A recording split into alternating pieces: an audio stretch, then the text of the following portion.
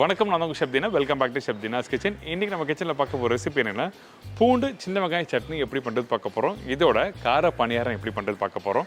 இந்த ரெண்டு ரெசிபி அருமையான ரெசிபி. மார்னிங் பிரேக்ஃபாஸ்ட்டுக்கு இந்த பூண்டு சின்ன வெங்காய சட்னி நீங்கள் பண்ணி பாருங்கள், ரொம்ப நல்லாயிருக்கும். இந்த கடலை பருப்பு உளுத்தம் பருப்புலாம் எதுவும் வராது. வெறும் பூண்டு, இஞ்சி, அதுக்கப்புறம் சின்ன வெங்காயம், கொஞ்சம் புளி, இந்த வெல்லம் போட்டிருப்பேன். நாட்டு வெல்லம் இல்லை நாட்டு சக்கரை போடலாம்.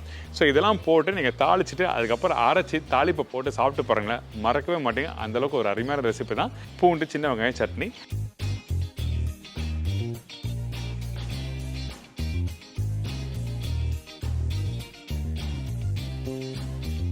இப்போ ஃபர்ஸ்ட் நம்ம பார்க்க போகிற ரெசிபி என்ன கேட்டிங்கன்னா, சட்னிக்கு தேவையான பொருட்கள் என்ன பார்த்தலாமா?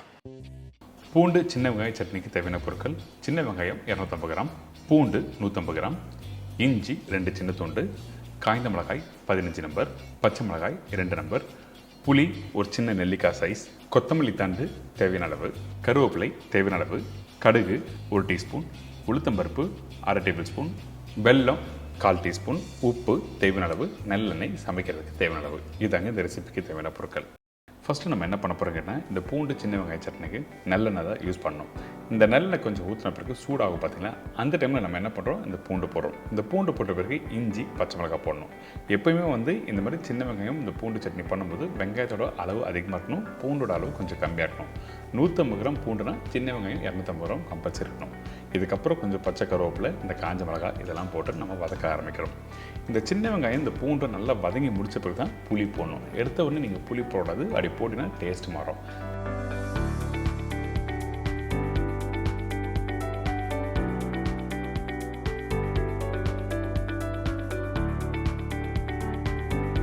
பார்த்தீங்களா, இப்போ இந்த சின்ன வெங்காயம் அந்த பூண்டு கொஞ்சம் கலர் மாறி இருக்குது. அதாவது 80% அளவுக்கு நல்லா வதங்கி முடிச்ச பிறகு நம்ம என்ன பண்ணுறோம், கொத்தமல்லி தண்டு போடுறேன்.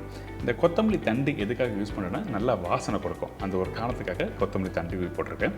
இதுக்கப்புறம் புளி. இந்த புளி நெல்லிக்காய் சைஸு இருக்கிறதுலேயே சின்ன நெல்லிக்காய் எந்த சைஸில் இருக்குமோ அந்த அளவுக்கு நீங்கள் புளி போடுங்க. இதோட கொஞ்சம் உப்பு, நாட்டு சக்கரை போட்டிருக்கேன். நாட்டு சக்கரை இல்லைனா நீங்கள் வெல்லம் போடலாம்.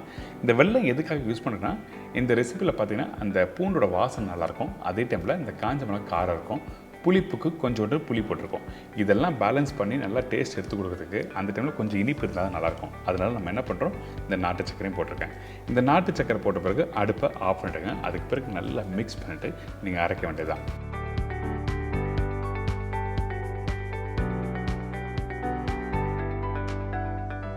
இந்த மாதிரி ஒரு மிக்ஸி ஜாரில் போட்டு நல்லா அரைக்க ஆரம்பிங்க. அதே டைமில் தேவையான தண்ணி ஊற்றி நல்லா ஃபைன் பேஸ்ட்டாக அரைச்சிருங்க. இந்த மாதிரி சட்னி குறைன்னு இருக்கவும் கூடாது. கண்டிப்பாக நல்லா ஃபைன் பேஸ்ட்டாக அரைச்சா தான் நீங்கள் வீட்டில் தோசை, இட்லி இதை தொட்டு சாப்பிட்றதுக்கு அருமையாக இருக்கும். முடிஞ்சால் நல்லெண்ணெய் ஊற்றின தோசையோட தொட்டு சாப்பிடும்போது இந்த மாதிரி சட்னி அந்தளவுக்கு அருமையாக இருக்கும். இதுக்கு பிறகு நம்ம என்ன பண்ணுறோம்னா, இந்த சட்னி ரெடி ஆகிடுச்சுல, இப்போ தாளி போட போகிறோம். கொஞ்சம் எண்ணெய், கடுகு பொரிஞ்ச பிறகு உளுத்தம்பருப்பு, காஞ்ச மிளகாய், கருவேப்பிலை இந்த மாதிரி நல்லா தாளித்து அதுக்கு பிறகு இந்த சட்னியில் போட்டு நல்லா மிக்ஸ் பண்ணி எடுத்து சாப்பிட்டீங்கன்னா ஒரு அருமையான பூண்டு சின்ன வெங்காயம் சட்னி ரெடி.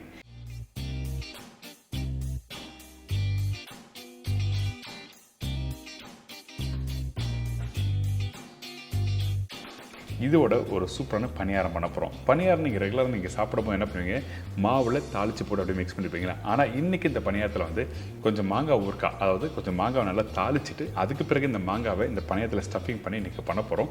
வாங்க இந்த ரெசிபிக்கு தேவையான பொருட்கள் பார்த்தலாம். இட்லி அரிசி 100 கிராம், பச்சை அரிசி 100 கிராம், உளுத்தம்பருப்பு 50லேருந்து 60 கிராம், மாங்காய் 1 நம்பர், சில்லி பவுடர் 3/4 டீஸ்பூன், பெருங்காயம் 1/4 டீஸ்பூன், பெரிய வெங்காயம் 2 நம்பர், கடலைப்பருப்பு 3/4 டேபிள் ஸ்பூன், உளுத்தம்பருப்பு 3/4 டேபிள் ஸ்பூன், பொடிசை நறுக்கிய இஞ்சி 1/2 டீஸ்பூன், பச்சை மிளகாய் 1 டேபிள் ஸ்பூன், கடுகு 1/4 டீஸ்பூன், உப்பு தேவையான அளவு, நல்லெண்ணெய் குக் பண்ணுறதுக்கு தேவையான அளவு, கருவேப்பிலை தேவையான அளவு.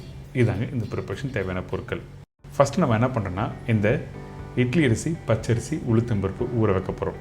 அதனால் இது கரெக்டான சொன்ன குவான்டிட்டியில் நீங்கள் ஊற வச்சுருங்க. நீங்கள் எப்படி வீட்டில் இட்லி மாவு அரைப்பீங்களோ அதே மாதிரி பக்குவத்தில் தான் இதை அரைக்க போகிறோம் ஊற வச்சு.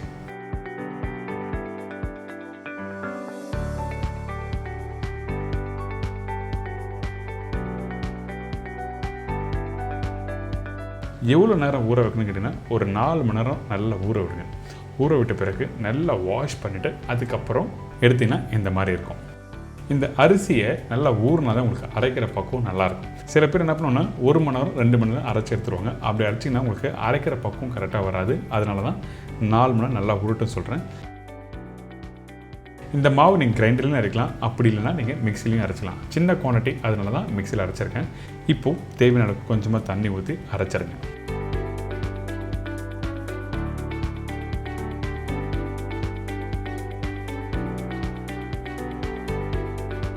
இந்த மாவு அரைச்சி முடித்த பிறகு பார்த்தீங்கன்னா இந்த மாதிரி டெக்ஸ்டரில் தான் இருக்கும். இப்படி ஊற்றுனீங்கன்னா கெட்டியான பக்குவம் இருக்கும். வேணுன்னா தண்ணி ஊற்றி நீங்கள் மிக்ஸ் பண்ணிக்கலாம். எடுத்த உடனே லூஸாக அரைச்சிட்டிங்கன்னா உங்களுக்கு பக்குவம் கரெக்டாக வராது. அதனால் கொஞ்சம் கெட்டியாக அரைச்சிக்கோங்க. இதுக்கப்புறம் நம்ம என்ன பண்ணுறோம், இந்த மாங்காவை தாளிக்க போகிறோம். அதனால் ஃபஸ்ட்டு நல்லெண்ணெய் கொஞ்சம் போட்டிருக்கேன். அதுக்கப்புறம் கடுகு, கருவேப்பிலை, இந்த பொடிசாக கட் பண்ணி வச்சுருக்க மாங்காய் நல்லா ஒரு பெரிய மாங்காவை கட் பண்ணி வச்சுருக்கேன். இந்த குவான்டிட்டிக்கு இந்த மாங்காய் கொஞ்சம் அதிகம். நீங்கள் வேணால் ரைஸுக்கு தொட்டு சாப்பிடலாம். இதுக்கப்புறம் இந்த மாங்காவை கொஞ்சம் லைட்டாக ஒரு 2 நிமிஷம் வதக்கி எடுத்துருங்க. இந்த மாதிரி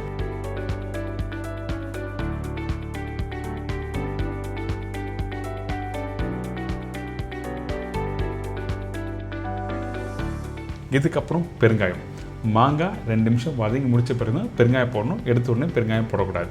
இதுக்கப்புறம் சில்லி பவுடர். இதெல்லாம் போட்ட பிறகு ஸ்லோ ஃப்ளேமில் வச்சு நல்லா மிக்ஸ் பண்ணணும். அதுக்கு முன்னாடி தேவையான அளவுக்கு உப்பும் போட்டிருக்கணும்.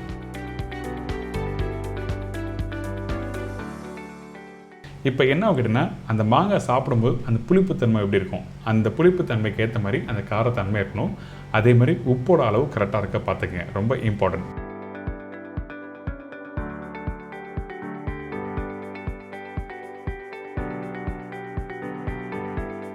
இதுக்கப்புறம் இந்த தாளிச்ச இந்த மாங்காவை அப்படியே எடுத்து வச்சுருங்க ஒரு சின்ன பவுலில். சூடு ஆறட்டும், அதுக்கப்புறம் யூஸ் பண்ணலாம். இப்போ நம்ம என்ன பண்ண போகிறோம்னா, திருப்பி தாளிக்க போகிறோம். எதுக்காக கேட்டிங்கன்னா, அரைச்சி வச்சுருக்க மாவில் கொஞ்சம் கடுகு, வெங்காயம் இதெல்லாம் தாளித்து போட போகிறோம். அதனால் நல்லெண்ணெய் போட்டிருக்கேன். கடுகு, கடலைப்பருப்பு, உளுத்தம்பருப்பு. இந்த கடலைப்பருப்பு உளுத்தம்பருப்பும் எந்த அளவுக்கு ஸ்லோ ஃப்ளேம் வச்சு வறுத்துருங்க. கலர் மாற வேண்டாம் போட்ட உடனே. அப்போ தான் உங்களுக்கு என்ன ஆகிட்டுன்னா, ஸ்லோ ஃப்ளேமில் வச்சு வறுக்கும்போது கடலைப்பருப்பு உளுத்தம்பருப்பும் சாப்பிடும்போது நல்லா கிறிஸ்பியாக இருக்கும். அதனால தான் ஸ்லோ ஃப்ளேம் வச்சு வறுக்கணும்னு சொல்கிறேன். இதுக்கப்புறம் பொடிசாக கட் பண்ணி வச்சுருக்க வெங்காயம், பச்சை மிளகாய் காரத்துக்கு ஏற்ற மாதிரி,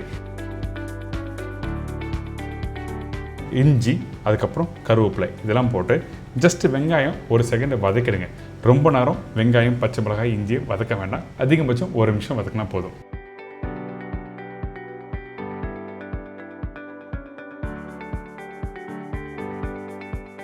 இதுக்கப்புறம் பெருங்காயம் போட்ட பிறகு மிக்ஸ் பண்ணிவிட்டு அப்படியே இந்த மாவோட மிக்ஸ் பண்ண போகிறோம்.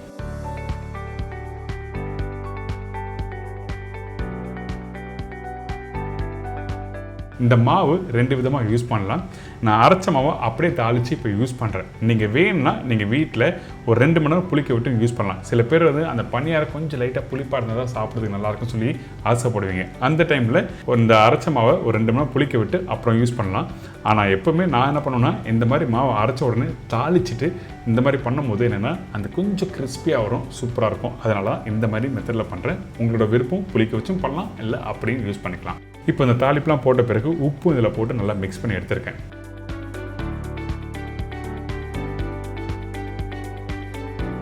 இந்த மாவோட பக்குவம் எப்படி இருக்குது பார்த்தீங்களா, இந்த மாதிரி தான் இருக்கணும். கையில் எடுத்தீங்கன்னா நின்று பொறுமையாக விழணும். அந்த அளவுக்கு பக்குவமாக நீங்கள் அரைச்சி எடுத்துருங்க. கொஞ்சம் கெட்டியாக இருந்தால் தண்ணி ஊற்றி நீங்கள் மிக்ஸ் பண்ணிக்கலாம்.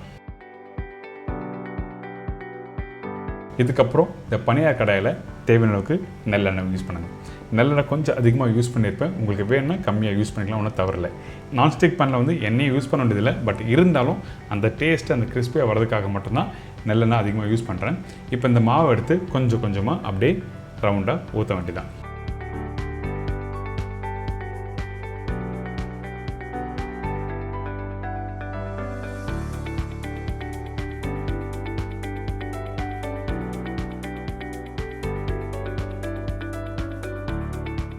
இதுக்கப்புறம் முக்கியமான விஷயம், கவனிக்க வேண்டிய விஷயம் என்ன கேட்டிங்கன்னா, இந்த மாங்காய் ஸ்டஃபிங் இருக்குல்ல, இந்த பனியார மாவு 50% அளவுக்கு வெந்து வந்த பிறகு ஸ்டஃபிங் வைக்க முடியாது. ஏன் கேட்டிங்கன்னா, வெந்தால் உங்களுக்கு ஸ்டஃபிங் கரெக்டாக உள்ளே இன்சர்ட் பண்ண முடியாது.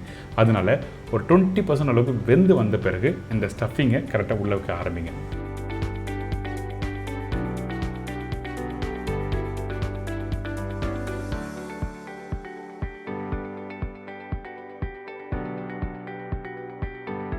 இப்போ எல்லாத்தையும் நம்ம வச்சுருக்கோம். வச்சு முடித்த பிறகு அப்படி இன்கேஸ் அந்த ஸ்டஃபிங் உள்ளே கரெக்டாக போடலாம், இந்த மாதிரி ஸ்பூன் வச்சு லைட்டாக இன்சர்ட் பண்ணுங்கள். அப்போ அந்த மாங்காய் உள்ளே இறங்க ஆரம்பிக்கும். இப்போ உங்களுக்கு தெரிஞ்சிருக்கும் எந்த அளவுக்கு ஸ்டஃபிங் பண்ணணும்னு சொல்லிட்டு. இதுக்கப்புறம் 1 by 1 திருப்பி நம்ம குக் பண்ணி எடுத்திங்கன்னா இந்த பிக்கல் பனியார் ரெடி. இந்த மாதிரி ப்ரிப்ரேஷனாக வீட்டில் ட்ரை பண்ணி பாருங்களேன். வீட்டில் இருக்கவங்க ரொம்ப விரும்பி சொல்கிறாங்க. ஏன்னா இந்த புளிப்பு, காரம், அந்த தாளித்த வெங்காயம், கடுகுலாம் இருக்குது பார்த்தீங்களா, அப்படியே எடுத்து சூடாக சாப்பிட்டீங்கன்னா அந்தளவுக்கு சூப்பராக இருக்கும். அதே டைமில் இந்த பனியாரம் நீங்கள் பண்ணும்போது ஒரு வாட்டி இல்லை 2 வாட்டி நீங்கள் திருப்பி நீங்கள் குக் பண்ணலாம். ஸோ கண்டிப்பாக ட்ரை பண்ணி பாருங்கள். இன்றைக்கி ஒரு சூப்பரான ஸ்டைலில் இந்த பிக்கல் பனியாரம் எப்படி பண்ணு சொல்லி கொடுத்துருக்கேன்.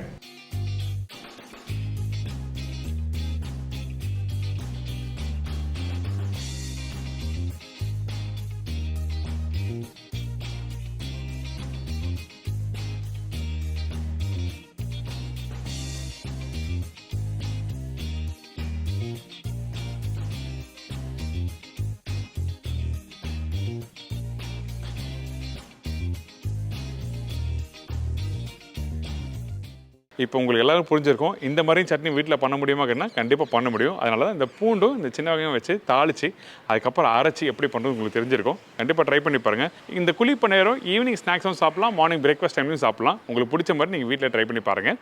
இதே மாதிரி நாளைக்கு இன்னொரு சூப்பர் ரெசிபி செஞ்சுக்கிறேன். நன்றி, வணக்கம். See you, bye-bye. Take care.